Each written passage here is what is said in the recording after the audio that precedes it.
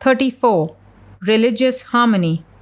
The Detroit Free Press, February 14, 1894. Swami is a person of medium stature, with the dusky complexion common with people of his nationality, gentle in manner, deliberate in movement, and extremely courteous in every word, movement, and gesture. But the most striking feature of his personality are his eyes, which are of great brilliancy.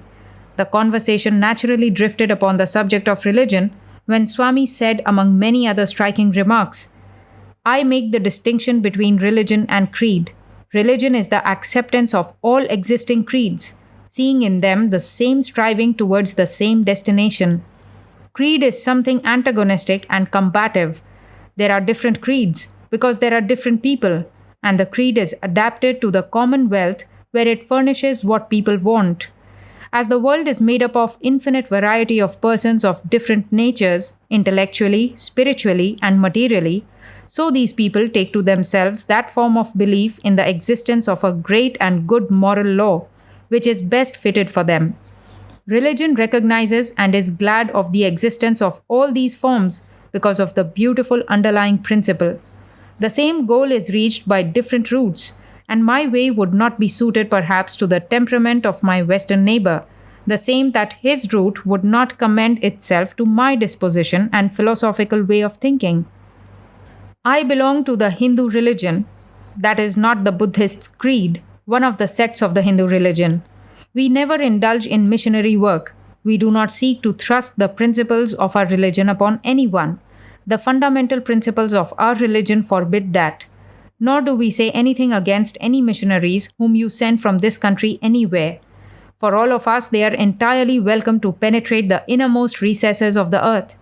Many come to us, but we do not struggle for them. We have no missionaries striving to bring anyone to our way of thinking. With no effort from us, many forms of the Hindu religion are spreading far and wide, and these manifestations have taken the form of Christian Science, Theosophy, and Edwin Arnold's Light of Asia. Our religion is older than most religions and the Christian creed. I do not call it religion, because of its antagonistic features, came directly from the Hindu religion. It is one of the great offshoots. The Catholic religion also takes all its forms from us, the confessional, the belief in saints, and so on.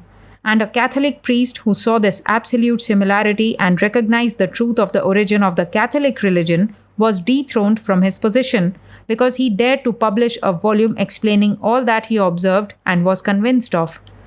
"You recognize agnostics in your religion?" was asked. "Oh yes, philosophical agnostics and what you call infidels. When Buddha, who is with us a saint, was asked by one of his followers, 'Does God exist?' he replied, 'God. When have I spoken to you about God? This I tell you, be good and do good.' The philosophical agnostics, there are many of us, believe in the great moral law underlying everything in nature and in the ultimate perfection.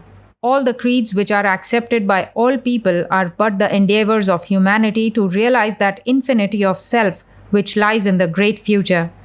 Is it beneath the dignity of your religion to resort to missionary effort?" For reply, the visitor from the Orient turned to a little volume and referred to an edict among other remarkable edicts.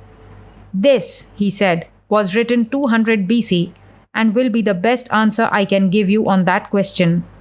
In delightfully clear, well-modulated tones, he read, "The King Piyadasi, beloved of the gods, honors all sects, both ascetics and householders. He propitiates them by alms and other gifts, but he attaches less importance to gifts and honors than to endeavor to promote the essential moral virtues. It is true the prevalence of essential virtues differs in different sects, but there is a common basis. That is gentleness, moderation in language, and morality.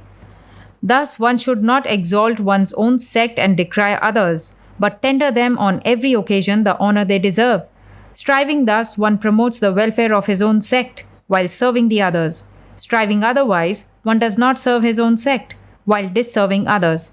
And whosoever, from attachment to his own sect and with a view to promoting it, decries others, only deals rude blows to his own sect. Hence, concord alone is meritorious. so that all bear and love to bear the beliefs of each other. It is with this purpose that this edict has been inscribed, that all people, whatever their fate may be, should be encouraged to promote the essential moral doctrines in each and mutual respects for all other sects. It is with this object that the ministers of religion, the inspectors, and other bodies of officers should all work.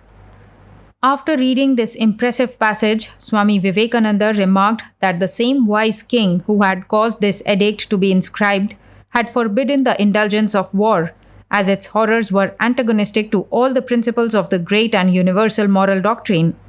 For this reason, remarked the visitor, India has suffered in its material aspect.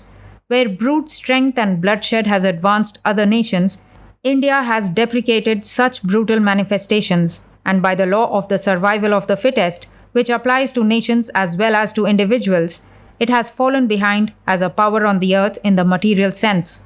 But will it not be an impossibility to find in the great combative Western countries, where such tremendous energy is needed to develop the pressing practical necessities of the 19th century, this spirit which prevails in placid India? The brilliant eyes flashed, and a smile crossed the features of the Eastern brother.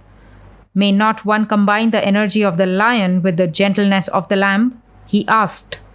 Continuing, he intimated that perhaps the future holds the conjunction of the East and the West, a combination which would be productive of marvelous results.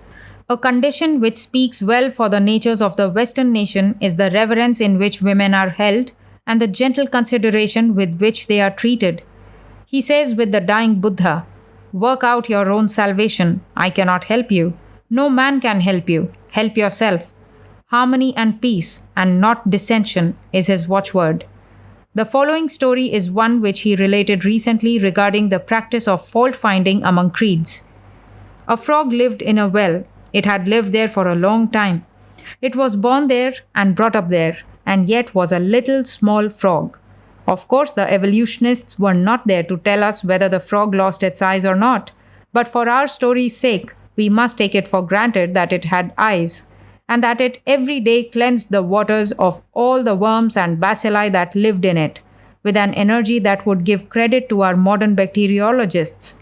In this way it went on and became a little sleek and fat, perhaps as much so as myself. Well, one day another frog that lived in the sea came and fell into the well. "Whence are you from?" "I am from the sea." "The sea? How big is that?" "Is it as big as my well?" And he took a leap from one side of the well to the other.